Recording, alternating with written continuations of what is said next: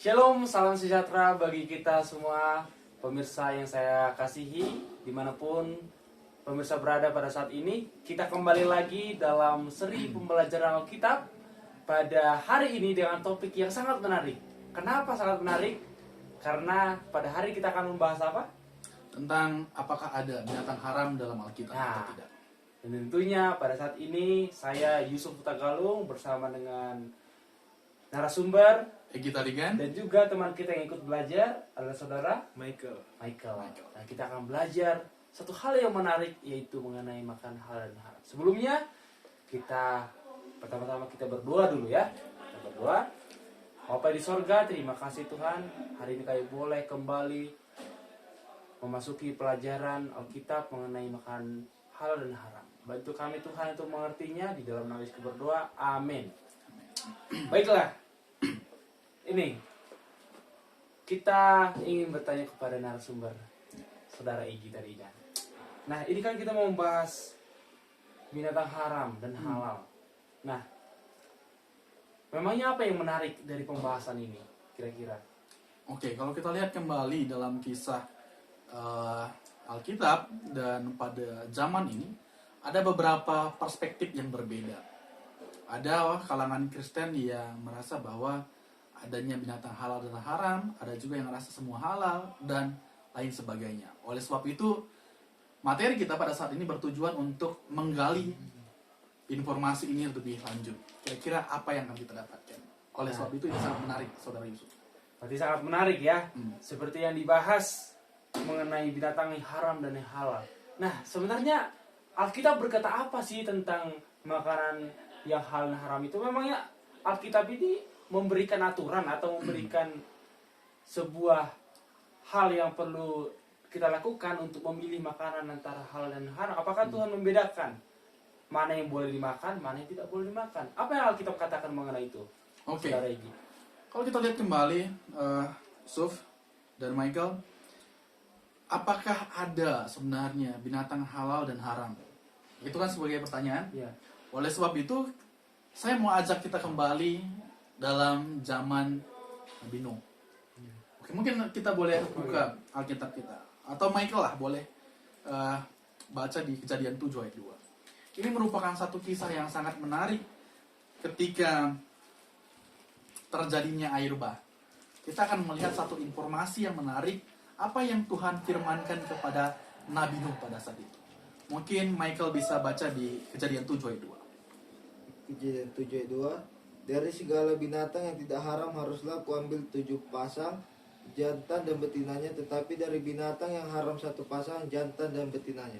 Baik, kalau kita lihat ini teman-teman di rumah, maka ayat ini menjelaskan ternyata ada binatang yang haram, ada yang enggak, melalui kisah ini. Dan Tuhan berfirman kepada Nabi Nuh untuk memasukkan ke dalam bahtera 7 pasang yang halal dan 1 pasang yang haram. Nah, jadi soal pertama, apakah ada binatang halal dan haram? Ayat ini menegaskan bahwa ada demikian. Seperti itu. Oke, baik.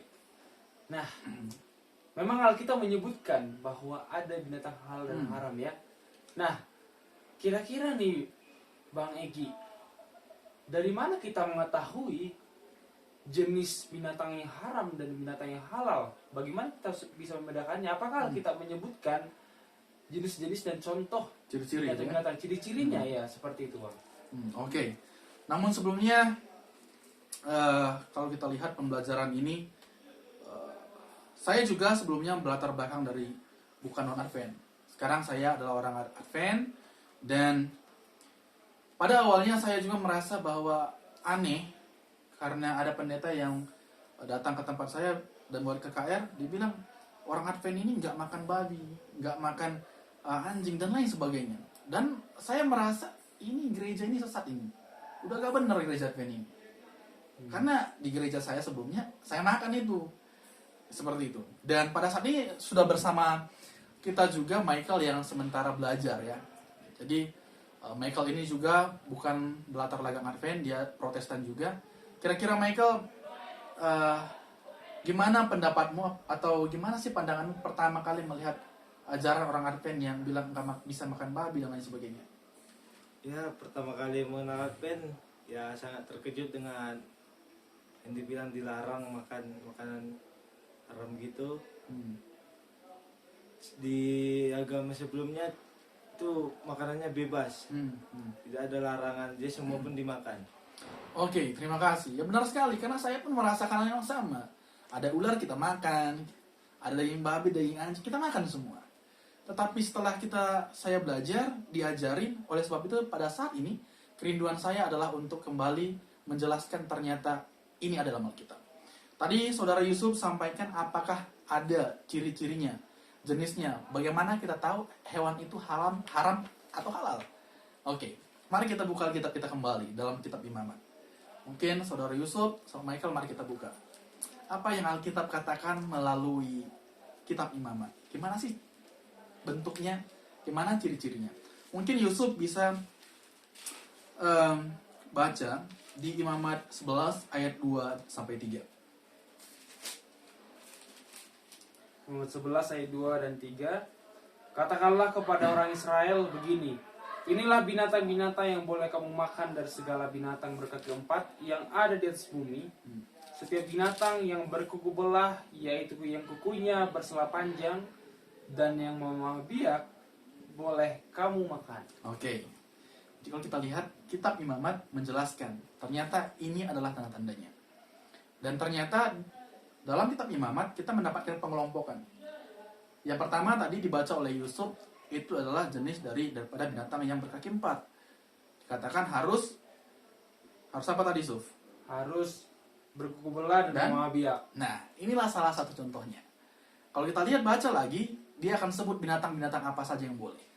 Dan termasuk di sana kalau kita lihat ada dikatakan babi hutan dan yang lainnya itu tidak bisa dimakan, haram. Kenapa? Karena Alkitab katakan salah satu standarnya kalau kita tahu itu halal atau haram adalah harus berkuku belah dan memamah biak. Babi memang berkuku belah, tapi dia tidak memamah biak. Seperti itu. Berarti memamah biak ini artinya bagaimana, Bang? Nah, kalau kita lihat hewan yang bermamah biak itu seperti sapi. Wow. Bagaimana itu bermamah biak? Kalau kita lihat, kalau sapi ini kan kadang dia kalau makan sore hari dia simpan itu di nggak langsung ditelan. Oke. Makanya kalau malam nanti masih bisa dia mengunyah makanan yang disimpan. Tapi kalau babi dia makan langsung ke perut. Nah itu yang langsung bilang nggak mamah biak. Oke, berarti itu pengelompokan pertama yang khusus yang berkaki empat harus memamah biak dan berkuku belah. Oke. Kalau di antara itu tidak terpenuhi berarti tidak boleh. Tidak boleh. Lalu gimana, Bang, ke jenis Yang lainnya? Jenis hewan yang lainnya seperti yang di dalam air ataupun yang lainnya gimana, Bang? Oke, menarik. Mungkin Michael bisa baca di Imamat 11 ayat 9. Imamat 11 ayat 9. Inilah yang boleh kamu makan dari segala yang hidup dalam air, segala yang bersirip dan bersisik dalam air, di dalam lautan dan di dalam sungai, itulah semuanya yang boleh kamu makan. Oke, Michael. Kira-kira jenis hewan yang di dalam air kayak mana tadi katanya yang boleh makan itu? Jenisnya? Yang bersisik. Bersisik dan satu lagi? Bersirip. Bersirip. Jadi teman-teman di rumah, Alkitab mengatakan hal itu. Kalau dia nggak bersisik, nggak bersirip, bisa dimakan nggak, Suf? Nggak bisa. Nggak boleh. Karena itu dibilang standar awal.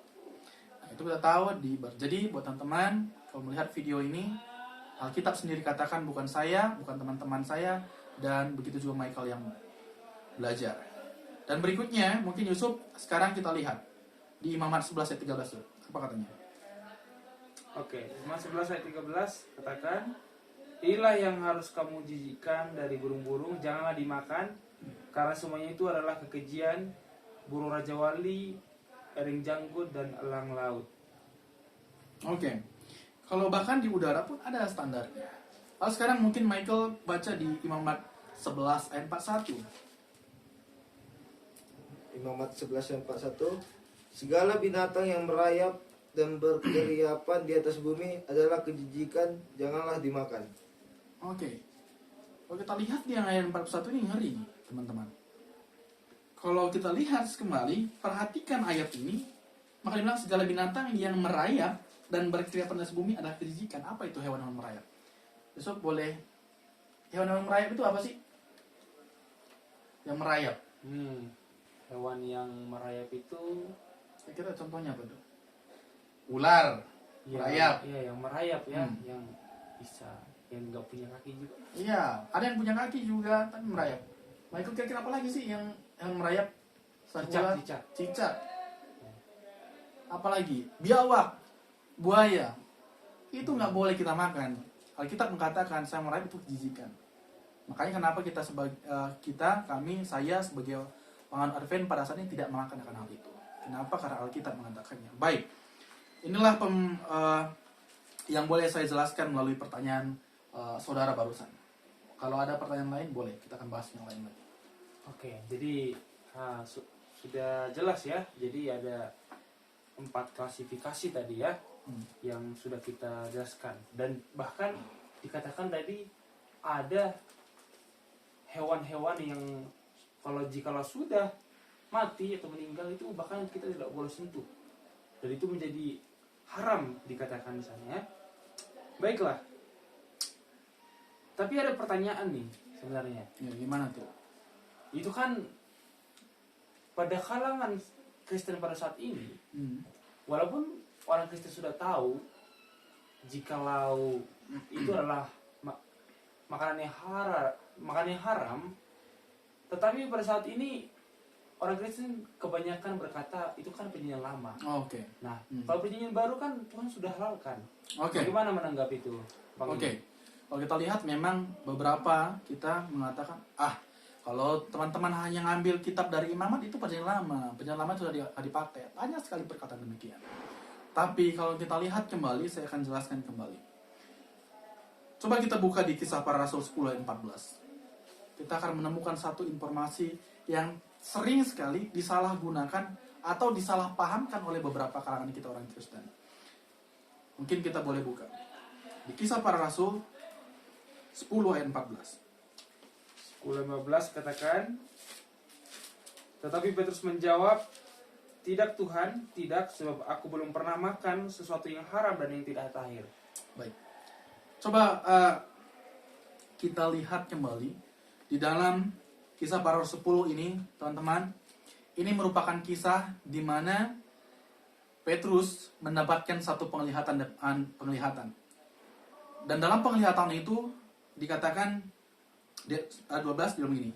Di dalamnya terdapat berbagai jenis binatang berkaki 4, binatang menjalar dan burung.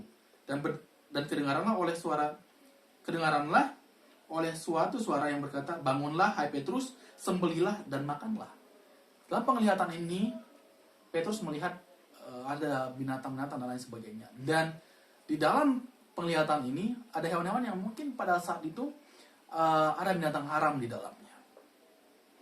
Dan oleh sebab itulah Petrus jawab nih yang ke-14 tadi, kita lihat. Tuhan kan suruh makan. Tapi Petrus Petrus bilang di ayat 14? Tidak Tuhan, aku nggak pernah makan yang haram atau yang tidak tahir. Ini Petrus bilang nih, Tuhan enggak. Kenapa? Alasannya adalah karena saya tidak pernah makan yang haram. Ya. Artinya adalah pada zaman itu ketika masa Yesus, Petrus pun nggak makan makanan haram. Lebih tepatnya tidak makan binatang haram. Oke. Itu yang terjadi. Tetapi kalau kita lihat lagi, memang ini agak menarik. Makanya kalau kita lihat banyak topik ini disalahartikan orang-orang lain. Ya. Jadi itulah poin pertama. Saya serahkan lagi. Apakah ada pertanyaan lagi? Oke. Dikatakan di sana, kalau kita lihat di ayat 15 itu, tapi ada satu suara yang datang kepada pada Petrus saat itu ya. Dikatakan demikian. Kedengaran pula untuk kedua kalinya suara yang berkata kepadanya, apa yang dinyatakan halal oleh Allah, tidak boleh engkau nyatakan haram. Kan Tuhan sendiri yang suruh. Jadi kenapa kita harus menolak kalau Tuhan sudah halalkan makanan haram itu? Oke. Inilah juga yang dulu pernah saya permasalahkan ketika saya belajar tentang hal ini. Saya tidak tahu ya apakah Michael pernah diajari juga dengan ayat ini. Belum ya? Oke, kita akan bahas. Saya juga bilang dulu pernah berpikir, kan ini Tuhan bilang loh. Tadi pertama Tuhan suruh nih makan Petrus. Petrus bilang enggak. saya nggak makan yang haram. Tapi di ayat 15 Tuhan bilang apa yang Tuhan katakan halal nggak boleh kok bilang haram. Seakan-akan Tuhan bilang makanan yang ada tadi yang dalam penglihatan makan aja, walaupun ada yang haram makan aja. Tuhan bilang halal. Inilah yang disalah konsepkan dan inilah yang harus kita luruskan. Nah, apa sebenarnya maksud daripada ayat ini? Ayat ini kita harus pahami konteksnya. Pada zaman itu, pada masa itu, Petrus ini bukanlah semata-mata langsung memang ada makanan turun, tapi ini penglihatan. Kita harus garis bawahi ini penglihatan. Dan untuk menjawab itu di ayat 17, saudara Yusuf atau Michael lah, boleh baca di ayat yang ke-17. Ayat 17, Petrus bertanya-tanya di dalam hatinya, apa kiranya arti penglihatan yang telah dilihatnya itu? Sementara itu telah sampai di muka pintu orang-orang yang disuruh oleh Cornelius dan yang berusaha mengetahui di mana rumah Simon. Ya. Kalau kita lihat ini ada kata menarik. Petrus ini tahu benar bahwa makanan haram tidak boleh makan. Makanya dia bertanya, apa sebenarnya maksud dari penglihatan ini? Kenapa ini terjadi? Oke, ini akan kita bahas. Dan kalau begitu, kalau kita lihat, mungkin kita boleh lihat fokus di ayat 28, 29, 34. Saya akan bacakan. Ayatnya yang ke-28, kita percaya sebelumnya Petrus bertanya apa sebenarnya makna daripada itu. Tapi di ayat yang ke-28 bilang begini. Ia berkata kepada mereka, kamu tahu betapa kerasnya larangan bagi seorang Yahudi untuk bergaul dengan orang yang bukan Yahudi atau masuk ke rumah mereka, tetapi Allah telah menunjukkan kepadaku bahwa tidak boleh menyebut orang lain orang najis atau tidak tahir. Konteks ini adalah tentang penginjilan. Agar pada saat itu orang-orang Yahudi nggak memandang orang-orang lain ini sepertinya haram. Tidak bergaul dengan mereka. Makanya dibilang, Petrusnya akhirnya paham apa maknanya. Lalu di ayatnya yang berikutnya 29. Itulah sebabnya aku tidak keberatan ketika aku dipanggil, lalu aku datang kemari sehingga aku ingin tahu apa sebabnya kamu memanggil aku. Oke. Lanjut di ayat yang 4. Lalu mulailah Petrus berbicara, katanya, sesungguhnya aku telah mengerti bahwa Allah tidak membedakan orang. Kalau kita lihat di ayat yang sebelumnya tadi, bilang Petrus bertanya-tanya. Oke, fix ya. Petrus bertanya, tapi di ayat yang ke-34, lalu mulailah Petrus berbicara, katanya, aku telah mengerti. Awalnya tertanya, sekarang dia mengerti. Apa yang dia mengerti? Bahwa Tuhan tidak membedakan orang. Berarti artinya adalah bahwa konteks dari pasal ini kita adalah bahwa Tuhan ingin memberitahu Petrus jangan membeda-bedakan orang, Ya. tapi kabarkan Injil kepada seluruh suku, bahasa tanpa membeda-bedakan. Nah, Ya. tetapi ada satu hal yang menarik dikatakan dalam 1 Timotius 4 ayat 4, katakan di situ Allah berkata bahwa semua ciptaan itu baik. Apa maksud di situ yang disampaikan dalam ayat itu? Apakah itu berkontradiksi dengan ayat ini juga, atau sebenarnya itu kita perlu melihat tafsiran yang lebih tepat untuk itu? Oke. Sebelumnya saya mau bahas sedikit lagi yang tadi ya. Kalau kita lihat kan, saya bilang tadi bahwa ini konteksnya pada saat itu orang Yahudi merasa orang dari luar suku Yahudi itu haram. Dari mana kita tahu contohnya? Kalau kita lihat di dalam Alkitab kita, Yohanes 4 ayat 9, di sana kalau kita baca ada kisah tentang Yesus dan perempuan Samaria. Boleh satu orang baca? Di Yohanes 4 ayat 9.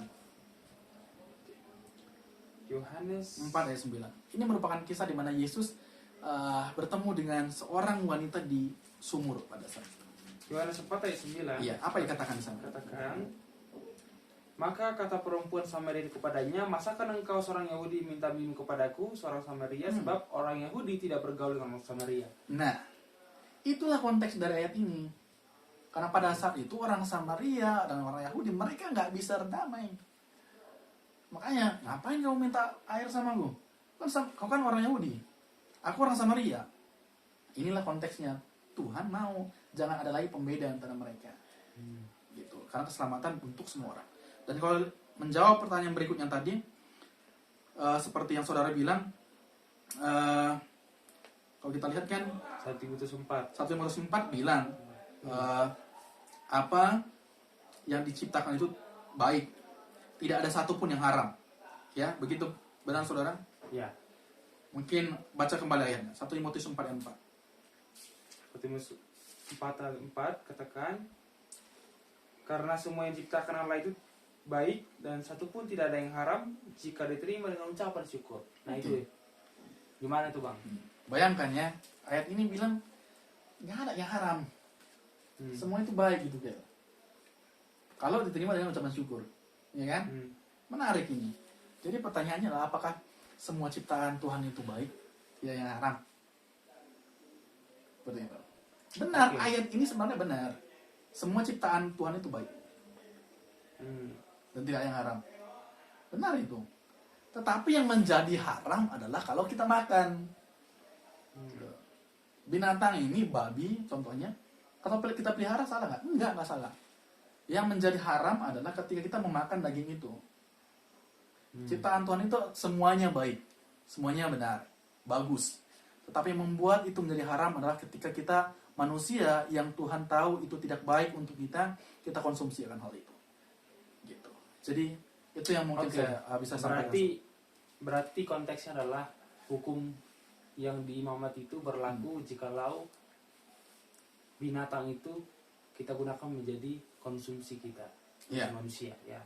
Nah, tetapi ada suatu perkataan yang mengatakan seperti dalam Roma 14 ayat 17 katakan seperti ini, Le. Tetapi kerajaan surga itu bukan tentang makanan dan minuman, tetapi soal kebenaran dan sejahtera dan sukacita dalam Roh Kudus. Jadi sebenarnya nggak terlalu dipermasalahkan lah mengenai makanan ini. Begitu. Gimana kira-kira? Oke, terima kasih Suf. Ini salah satu ayat yang dulu sekali ketika saya belajar akan tentang makanan halal dan haram ini, ayat pamungkas yang orang lain gunakan untuk saya. Ketika semua udah dijelaskan, baru mereka bilang begini. Kan kalau kita lihat di Roma 14:17 ini, dibilang akan kerajaan surga itu bukan tentang makanan, man. Bukan juga tentang minuman. Kira-kira kayak mana itu, Gel? Agak menarik ya. Dan kalau kita lihat, iya benar. Bukan tentang makanan dan minuman. Tetapi kalau kita lihat tentang kebenaran, garis bawahi tentang kebenaran, makanan dan minuman ini termasuk kebenaran nggak? Kebenaran. Jadi makanan ini termasuk bagian dari kebenaran nggak? Termasuk. Berarti nggak bisa dilepaskan. Nggak bisa terlepas dari hal itu. Oleh sebab itu, pada saat ini kita semua yang di rumah menyaksikan video ini, walaupun ada beberapa argumentasi yang kita dapatkan dari beberapa pihak, saya kembali mengajak teman-teman sekalian dan siapa saja, ini bukan perkataan saya dan bukan juga perkataan teman-teman, tapi teman-teman bisa kembali buka di Alkitab, bahwa ini semua perkataan Alkitab. Dan memang benar hal kerajaan surga itu kita nggak berdebat tentang makanan dan minuman saja, tetapi kebenaran. Tetapi ingatlah bahwa makanan ini termasuk di dalam kebenaran yang seharusnya kita harus tahu dan pahami sehingga kita layak masuk ke dalam kerajaan surga karena kita sudah siap dari saat ini. Dan saya rasa sekalian kesimpulan saja. Jadi inilah yang boleh saya membagikan pada malam hari ini. Saya harap Michael boleh mengerti dan Yusuf juga terima kasih sudah banyak bertanya sehingga kita bisa kupas ini. Bila mana ada beberapa ayat yang mungkin saya belum sempat singgung dan ada pertanyaan lain yang Bapak Ibu mau tanyakan, boleh nanti komentarin video ini. Kiranya ini menjadi pelajaran bagi kita. Saya Gita Ringan. Saya Yusuf Tagalung. Saya Michael. Kami pamit undur diri. Tuhan Yesus memberkati kita semua. Oke, kita berdoa. Bapak Sorga, kami telah selesai mendengarkan firman-Mu. Biarlah itu berbuah dalam hati pikiran kami. Kuasai kami Roh Kudus-Mu sehingga kami paham apa yang sebenarnya Tuhan mau sampaikan kepada kami. Jangan keraskan hati dan pikiran kami ketika kami mendengar firman. Dalam nama Yesus kami syukur. Amin. Amin. Terima kasih. Terima kasih. Tuhan memberkati.